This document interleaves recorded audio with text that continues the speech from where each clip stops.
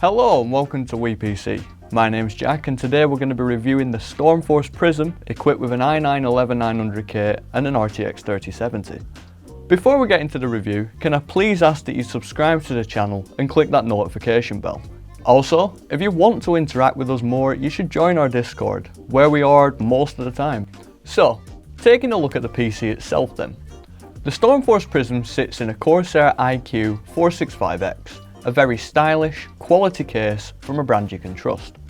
Some of the notable features of the iQ465X are a very large tempered glass side panel to display everything situated inside the case, a full-length PSU shroud to stop those pesky cables from being visible, a tempered glass front panel with plenty of airflow opportunity as the front panel sits on pillars, I guess you could call them.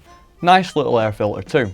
Top then, you can see the same magnetic air filter we're used to by now from many PC case manufacturers. Not as fine as the front, but still nice to have it removable so you can give it a bath when it gets a bit dusty. And here on the front panel, you'll find everything you'd expect. USB 3 ports, a power button, a 3.5mm headphone jack, and a reset button. Around the rear of the case, you can see much of the same you'd come to expect from a modern day gaming PC. So moving on then, what's inside the Stormforce Prism?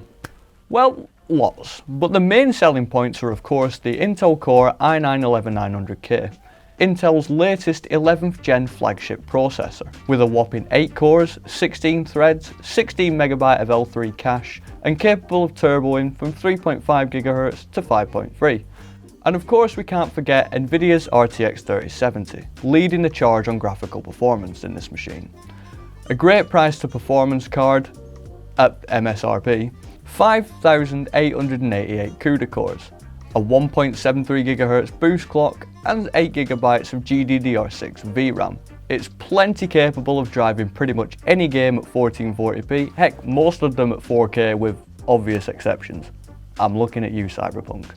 CPU cooling is handled by the Cooler Master 240mm AIO. Mounted correctly before anyone starts, as the pump is not the highest point in the loop, any air in the system will accumulate here at the top of the radiator.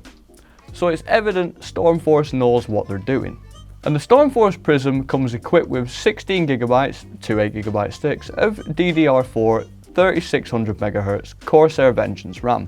That's exactly the capacity of RAM I've come to expect in this day and age, but at a speed of 3600MHz, they're really 100% passing the mark. That's more than fast enough. Storage comes in the form of 2 drives, a HDD with a capacity of 2TB, that's the Seagate Barracuda, and a Seagate Firecuda 520 PCIe Gen 4 M.2 with a capacity of 500GB. More than enough for Windows and a game or two. All of these components are built into the Asus TUF Gaming Z590 Plus motherboard, packed with 16 DRMOS power stages, PCIe Gen 4, not 1, not 2, but 3 whole M.2 slots, a 2.5GB Ethernet adapter, just to name a few things. On the topic of motherboards, if we spin the PC around, you'll see that we have all the I/O we could ever need. USB 3.2 Gen 2, Gen 1, USB Type-C and Thunderbolt 4 support. A PS2 connector for some reason, I feel like they'd have gone the way of the Dodo by now, and all the analog audio inputs the average person will ever need. All of this is powered by a Corsair TX 750W PSU, a very reliable PSU. I personally only ever go with EVGA or Corsair, not that any other brands aren't good, I just like these brands for the reliability. So I'm very happy to see one of these in this machine. So we have some benchmark footage for you. Again, we do have a full benchmark video on the PC Benchmarks channel, but we're going to give you a brief summary on how this PC performed. First up then, in Days Gone, a relatively new PC release, we saw 150 FPS average in 1080p, 160 FPS average in 1440p, and 61 FPS average in 4K. Next up, Far Cry 5 saw an average FPS of 146 in 1080p, 119 FPS in 1440p, and 73 FPS in 4K. Last but not least, a little competitive title now, Siege saw us get a decent 278 average FPS in 1080p, a 182 average FPS in 1440p, and still an incredibly respectable 95 FPS in 4K. Now that the benchmarks are out the way, let's get into the build quality. And to be honest, I give the Prism a solid 10 out of 10 here. Thanks to the system being built into a very reliable and well-known case, it's sturdy on its feet, I can't fault the system at all. The cable management is spot on, taking advantage of all the appropriate lanes and anchors built into the case. It's tidy in the front as well as the back.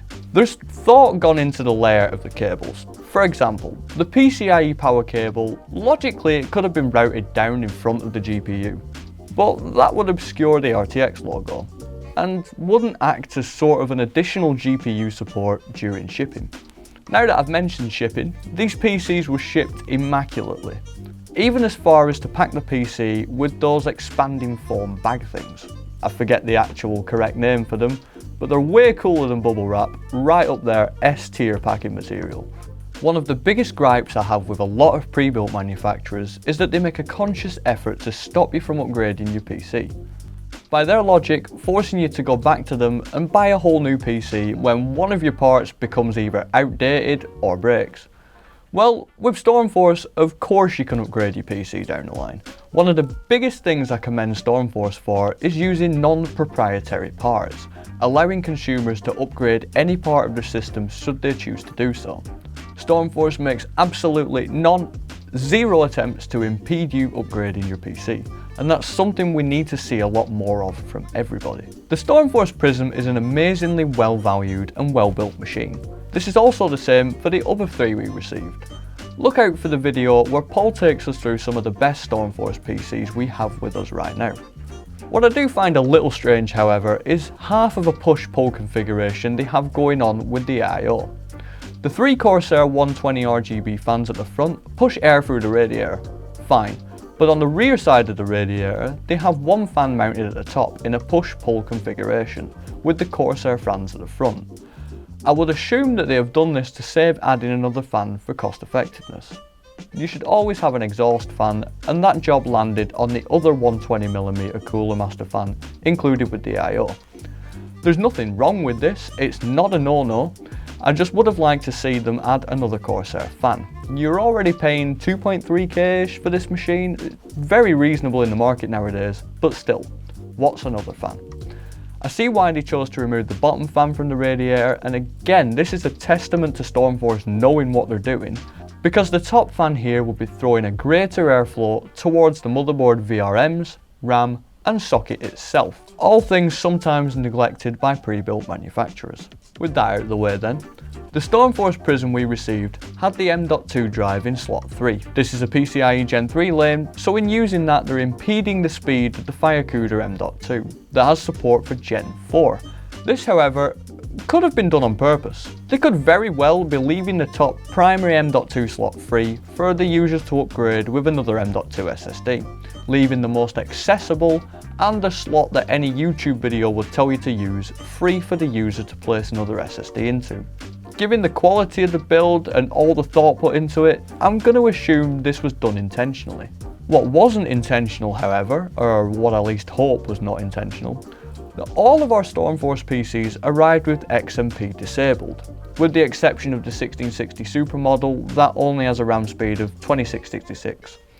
XMP is essential for your motherboard to use any RAM speed over 2666. So imagine having RAM that's a whole 1000 MHz faster and not being able to use it.